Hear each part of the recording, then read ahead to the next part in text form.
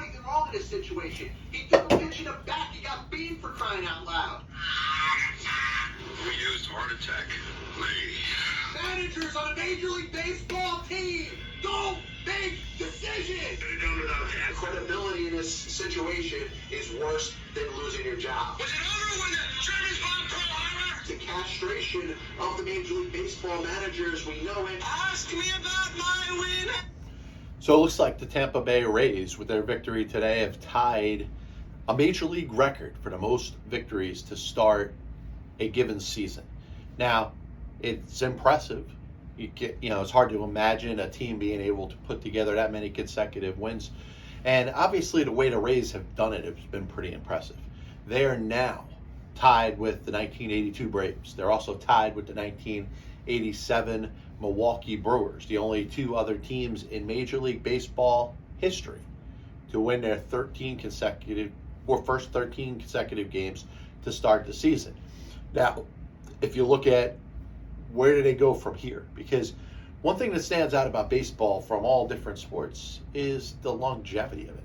The fact that it's 162 games, the fact that it's probably too many games needed, more games than necessary to determine what the cream of a given league is. I think baseball should consider shortening its season.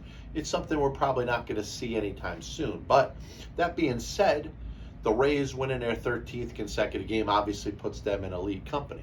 The Braves of 1982 won the National League Western Division. By the way, they fought the Dodgers up till the end. They almost lost the division.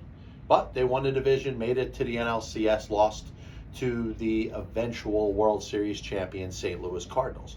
The Brewers in 1987 went 13-0. It stands out that they didn't make the postseason that year. But just remember, you're talking about pre-wild card. So right now, be a much bigger chance or better chance for a team that gets off to that good of a start to get into the postseason, with a division championship as a possibility, but also 3 wild card spots to fall back on. The Brewers didn't have, of 1987, the Brewers did not have that benefit and ended up going 91-71. They did not make the playoffs.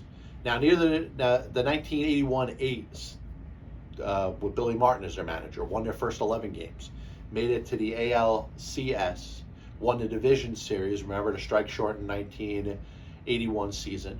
The A's were one of the 2 division champions in a 2-part season of the American League West.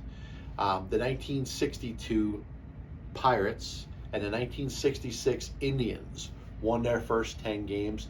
Neither team made it to the postseason. But once again, as we could go back in history and kind of examine it to really enjoy what's great about baseball history, is one team made the playoffs in each league. You were either in the World Series or you weren't in the postseason. And the 1962 Pirates lost out to the Giants that year. And the 1966 Indians of Cleveland lost to the eventual World Series champion Orioles. So no wild card, no extra division play. So both of those teams did not make the postseason after starting the season 10-0. But the 1955 Dodgers, the Brooklyn Dodgers, went 10-0. Won their first 10 games. Stands out because they're the only team that won 10 or more games before their first loss in a given season and win the World Series. That's what the Rays are looking to beat or kind of do the same as. They want to beat the 1955 Brooklyn Dodgers, but have a chance with one more win to have the most consecutive wins to start a given season. Now, I wanted to talk about Rudy Gobert and the Minnesota Timberwolves. And there's a lot of different tentacles coming out of this, and I think the obvious take is Rudy Gobert looking like an ass by punching his teammate. And it doesn't look good for him at all. You look at Rudy Gobert and his history. He's the guy that made sure he touched everything at the press conference right before COVID went viral. Made an ass of himself then. Has been a good player, defensive player of the year in the NBA. Utah Jazz teams with Donovan Mitchell for a handful of seasons weren't able to get over the hump in the playoffs. And you look, he goes to Minnesota. Minnesota gives up 3 first-round draft picks to get him, and he's underperformed this year. So all these things put together, you look at him in a heated argument with a teammate, throws a punch. Obviously, he looks like a jackass. Now, his teammate, Kyle Anderson, guy who's been around the NBA for a while, San Antonio Spur for a handful of seasons. Now, Greg Popovich moved on from him. That says something right there, right? Memphis was there for 4 years. Got some minutes, was getting some PT. And in a team that definitely needed leadership, Kyle Anderson neither made them a more veteran-enhanced team or made them worse. They moved on from him. He's with the Minnesota Timberwolves now. Listen, the average NBA fan isn't going to know who Kyle Anderson is. They're not. He's one of a dime a dozen when it comes to NBA players that are getting minutes, getting a chance to play for given teams. Rotational type of player, but not a star. He came in here the same year as Rudy Gobert, so you can't give him the break and say, hey, he was the longtime Minnesota player that was kind of holding rank when it came to Gobert joining that team. So both of them were in there on their first year. So my question, and I said this to other people, Isaiah Stewart getting mad at LeBron James. Who the hell is Isaiah Stewart? Like I said, if you follow the draft, you follow the NBA year in and year out, you kind of know who he is, but he is not a household name. Same thing with Kyle Anderson. Who is he to tell Rudy Gobert, a defensive player of the year in the NBA, to play better defense? Now, Rudy, like I said, he puts his foot in his mouth. He's the one that had to make a half-ass comment, one of those passive-aggressive tweets when it came to Draymond Green punching Jordan Poole in the face. And this obviously wasn't that. This was a punch in the stomach, in the chest area. Pretty much one of those things that didn't look like a big deal. Draymond Green socked Jordan Poole in the face and knocked him to the ground.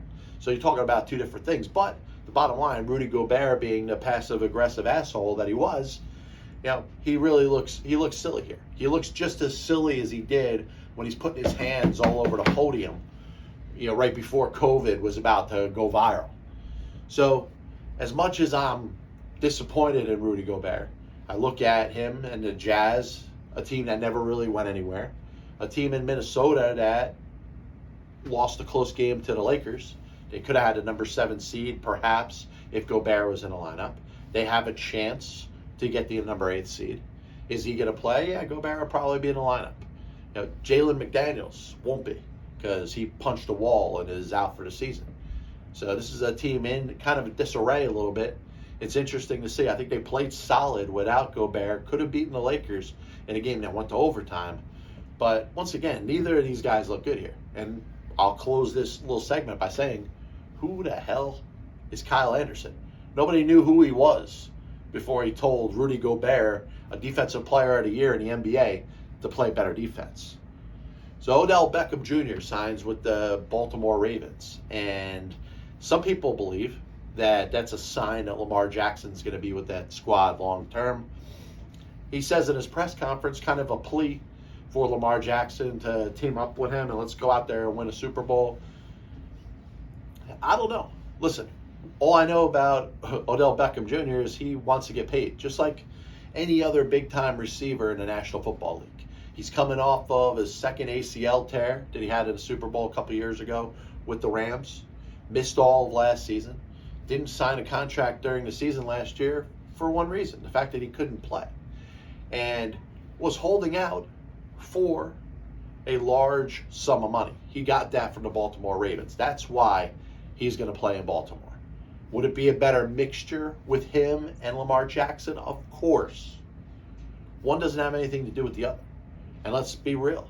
The Ravens gave him the most money, which is what Beckham took. He was looking for the contract with the most money, just like 99% of other professional athletes when it comes to taking a free agent deal. You take the most money. That's what Odell Beckham did. Now, is he going to be wide receiver 1? Yeah, I think he will. He's going to be the starting wide receiver, number 1. Probably the best chance to catch the most balls from Lamar Jackson. Obviously, a team that can play defense, they can run the football. They're well coached. And the question's going to be, is Lamar Jackson going to be there this season? I'd be shocked if somebody went out there and gave him that fully guaranteed deal or that offer that he's looking for. That being said, I don't see why it doesn't hurt a team to take a risk. A team like Tennessee, which I've said, can use a quarterback like Lamar Jackson. There's other teams out there that can use an upgrade over the player that they have in that position. Lamar Jackson's won an MVP. Lamar Jackson has a better arm than people give him credit for. Obviously, you know what he does with his legs. The question's going to be, and I think this is the biggest fear, how hurt is he from last season? Twofold. Once again, this is a kind of an ambiguous question, because how much does the injury carry over to this season, but also how much did he hold back in regards to playing while he was dealing with his injury? I think that's something that does have to be brought into the equation. Now, does that mean I'm doubting Lamar Jackson to say, hey, he might not have been as hurt as he thought he was? If Lamar Jackson is paid by that point, there's a better chance that he played in that playoff game, the playoff game that they lost to the Cincinnati Bengals. I will etch my footprints in the sand with that comment. So we're going to have a new bumper that's going to come in for my Saving Sports History segment. I'm going to make it witty and funny, but I'm too lazy to do it. Haven't done it yet. But today, in Saving Sports History, the 13th day of April 2023, in 1908, the groundbreaking of Shibe Park, a very popular stadium in Philadelphia that was around for a very long time. Really, if I'm not mistaken, through the year of 1970, was the home of the Philadelphia Athletics from 1909 to 1954, the Philadelphia Phillies from 1938 to 1970, and the NFL's Philadelphia Eagles from 1940 to 1957. In 1926, Walter Johnson threw his 7th career opening day complete game shutout. Something you're not going to see very much of in baseball. You're not going to see too many opening day complete games by pitchers. Maybe a Sandy Alcantara every once in a while. Somebody like a Roy Halladay from the Ghost of Christmas Past. But Walter Johnson's 7 opening day complete game shutouts. The 7th one at age 38. 1927, the Ottawa Senators won the Stanley Cup over the Boston Bruins. 1940, the New York Rangers won the Stanley Cup over the Toronto Maple Leafs, their last Stanley Cup until they won again in 1994.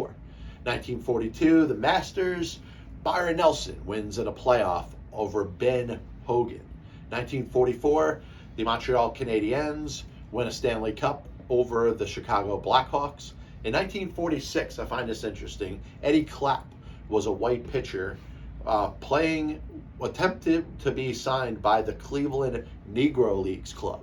And he was barred from playing baseball in Birmingham, Alabama. Kind of a little bit of prejudice at the very least. Obviously, you're talking about black players that were treated so poorly and segregation going on at that time still. Obviously, Jackie Robinson doesn't make his major league debut until 1947. The guy's name is Clapp, perhaps a little bit of a clap back to the white racism that's going on at the time. 1953, the first game of the Milwaukee Braves in the history of that franchise, 2-0 win over the Cincinnati Reds. First game by a Milwaukee baseball team since 1901, when the Milwaukee Brewers, who eventually became the St. Louis Browns, who are now the Baltimore Orioles, were around for the 1901 season. 1954, a year later, speaking of the Baltimore Orioles, the first game in their franchise history, they lost 3-0 to the Detroit Tigers. That was the first American League game in Baltimore since 1902. Baltimore Orioles existed in the American League in 1901, 1902. 1903 became the New York Highlanders, and of course now are known as the New York Yankees. Hank Aaron, in that same game for the Milwaukee Braves, made his major league debut. 1957, the Boston Celtics won their 11th NBA championship, 4-3 series win over the St. Louis Hawks. 1969, George Archer.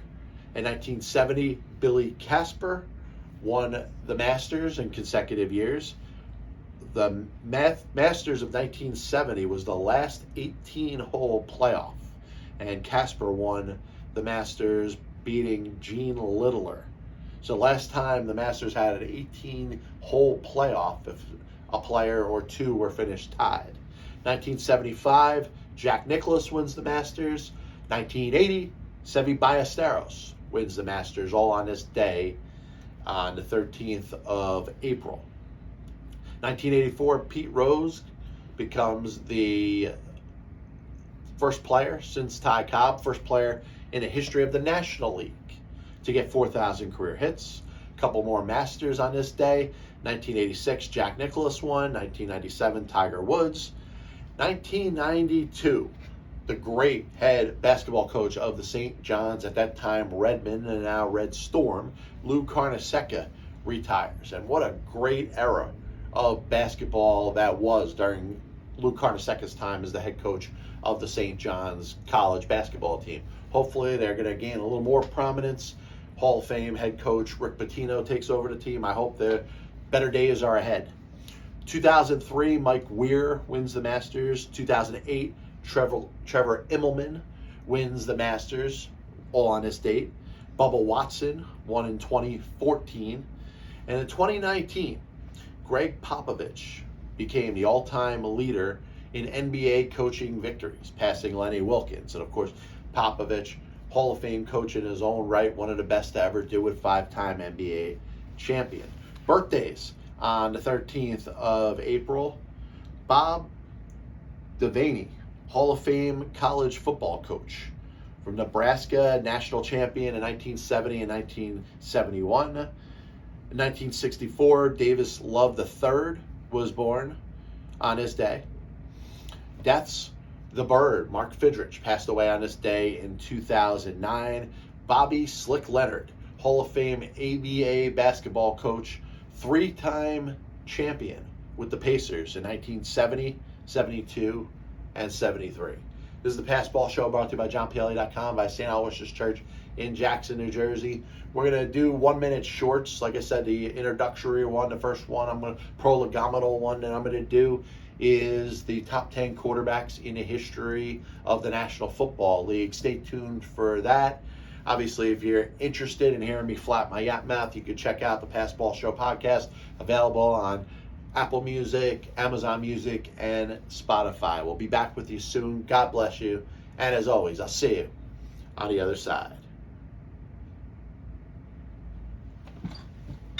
Chris Bryant was on the Chicago Cubs roster opening day. I have many leather-bound books. My apartment smells of rich mahogany. Why don't you give it all, or a majority of it, to the team that wins the freaking World Series? I was going to listen to that, but then I just carried on living my life. Now they come out as the biggest Major League Baseball manager apologist. That'll only make someone work just hard enough not to get fired. Because hitters are going out there saying, I'm either going to hit a home run or I'm going to strike out. And if I don't get a pitch that I feel like I could drive out of the park, I'm even supposed to be here today. especially you prospect hoarders and hoarders, are going to be a little pissed off at me when I say this. I'm a dude playing a dude disguised as another dude. There are only 2 managers in baseball's Hall of Fame who have losing records. One of them is the iconic Connie Mack, who you could say, in spite of winning 5 World Series championships as a manager, could be in as much as a pioneer.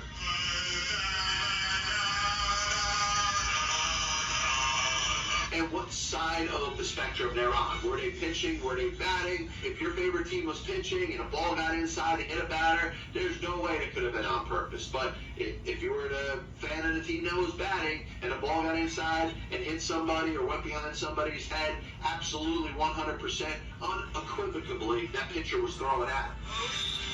We're going the OG. They put their tail between their legs, decided they're going to do exactly what they're told. You damn well right better give him a contract extension. You damn well right better make him the manager over the next series of years. 35 years ago, I could have loaned your parents the money for an abortion.